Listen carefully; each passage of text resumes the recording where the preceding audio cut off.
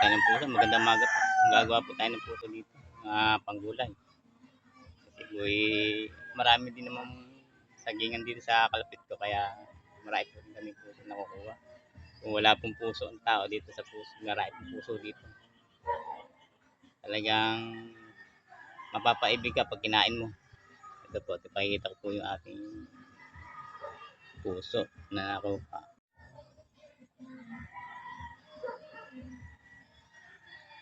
Yan po ay puso.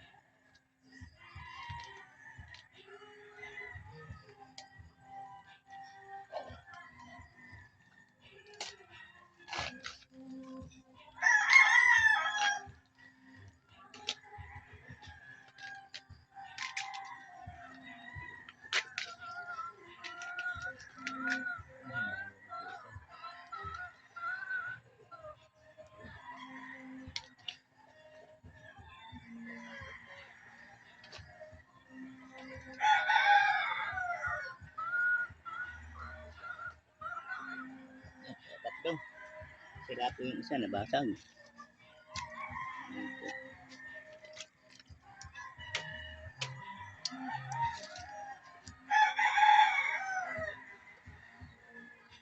Marami pala kami, may mga manok pala kami dito.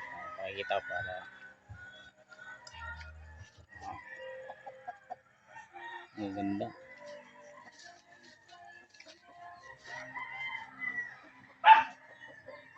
Mga bata po.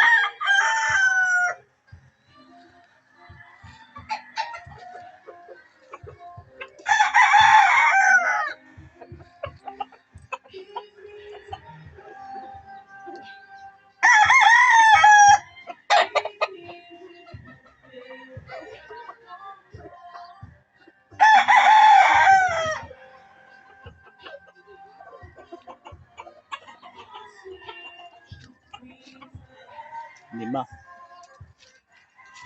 Anim pala ho, anim.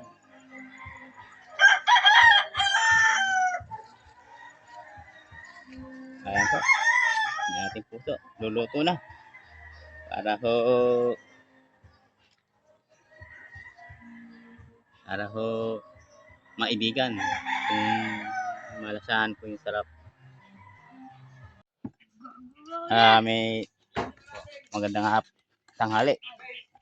Ito po yung tradisyon ng mga bata na pagkakuha po ng kandila, alam daw ng may-ari, ito po yung ginagawa. Tinaranasan na kung sino man nakakaranas ng mga dala ng kabataan noong una na pagkuha ng mga kandila, ganito po yung mga ginagawa. Ito, balik tanaw sa pangunguha. Itong auno, ako na po kasi kinabukasan ng auno, ito na po.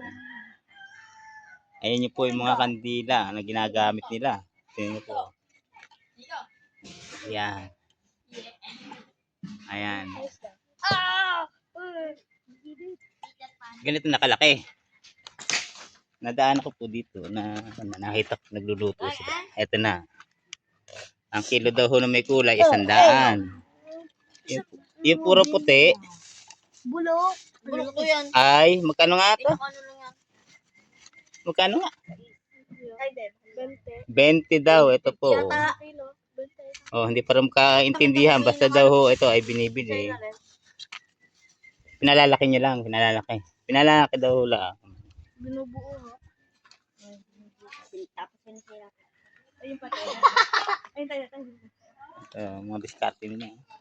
Ayun po. Ilang. Ayun po. Yung po. Nangangain no. Ay, pa lang. Yan, laki. Umima. Dala nila yung kanilang pangluto. Ito yung mga tradisyon ng mga bata. Dinanas ko rin naman ho rin. Ay pagkuha-kuha ng mga kandila. Napitirahan kasi ho eh. Ayan.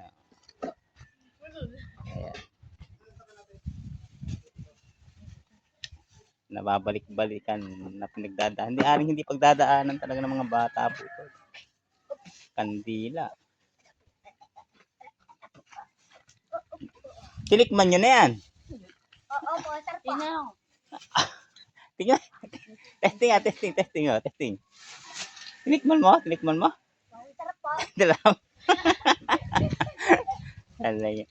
Pag hindi naman naluto talaga, hindi naman binibili, pag hindi na nasabi ang lasa ng Ano na natin to ito.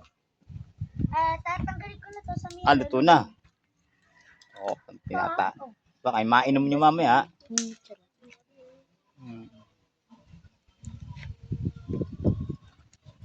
Oh.